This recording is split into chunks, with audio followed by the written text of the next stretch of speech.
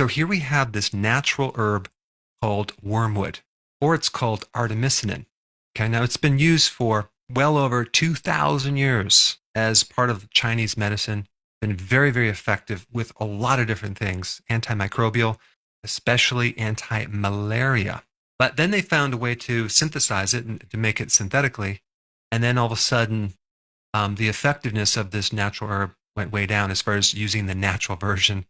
They'll say that it's not very bioavailable, expensive, it doesn't work as good as the drug, which it may not work as good as the drug, but it's been used for over 2,000 years. So it's stood the test of time. And today I want to talk about how amazing this plant is. And if you're going to grow your own natural pharmacy, this is definitely one to put on the list to grow. But right now, the synthetic version is the most effective treatment for malaria. Apparently, it can actually stop the different stages of this malarial parasite. But wormwood is very effective for worms.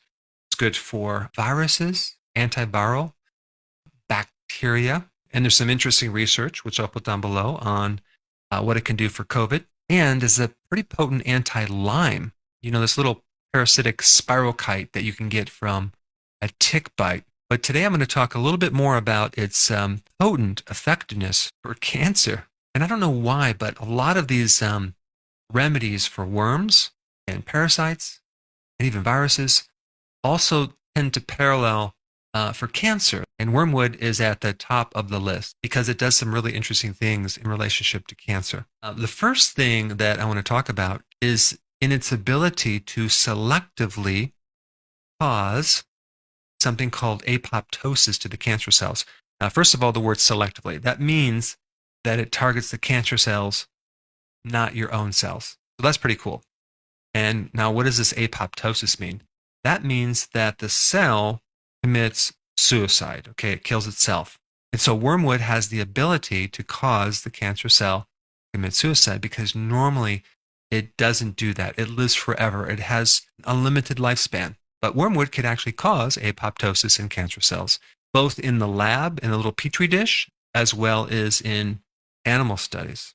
Now, I was studying different mechanisms of how it actually can deal with cancer, and I want to talk about it because it's quite interesting. One mechanism has to do with iron. It'll take a little bit of your own iron from your red blood cell and cause that iron to oxidize, turning it into a free radical and directing it to the cancer cell itself. Now, this is another mechanism of how it can kill a parasite or a worm, is through this iron oxidation effect. When iron tends to go into that oxidation form, it's very toxic to the cells, especially cancer cells. Now, the other thing that it can do, and before I get into that, I want to just explain one thing about cancer. Cancer cells come from normal cells.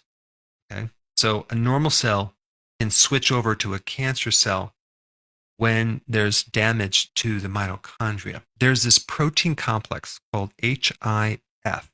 Okay? And without getting too technical, it's this factor that involves hypoxia. Hypoxia is a lack of oxygen. So apparently it's this factor or this protein complex that triggers this switch from a normal cell to cancer cell. So anything that can inhibit this switching, I think, be important, right, when dealing with cancer. Especially if you have cancer and you want to avoid more of the normal cells converting over to cancer. So it just so happens that the phytonutrients and wormwood, okay, have the ability to inhibit this protein complex. And it's also interesting that hypoxia is involved, which explains a lot because inflammation, for example, is one trigger because when you have inflammation, you have less oxygen. But apparently there's other things that can trigger cancer that go beyond just hypoxia. But the cool thing is that wormwood has the ability to inhibit this compound. Also, wormwood has another mechanism of inhibiting the normal cells from producing this increase in blood vessels to the tumor. So one thing that cancer does is it recruits blood supply from your normal cells, and it causes your normal cells to produce blood vessels into the tumor.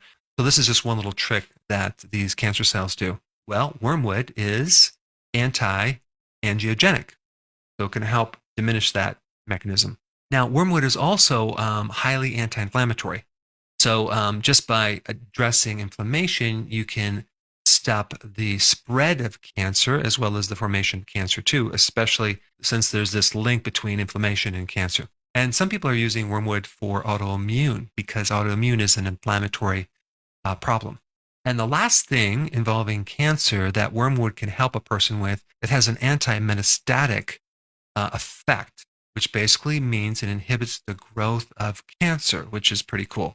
But anyway, I just wanted to share some of the interesting effects of this plant that anyone can actually grow in their garden or their greenhouse, and the amazing properties it might have in potentially helping you.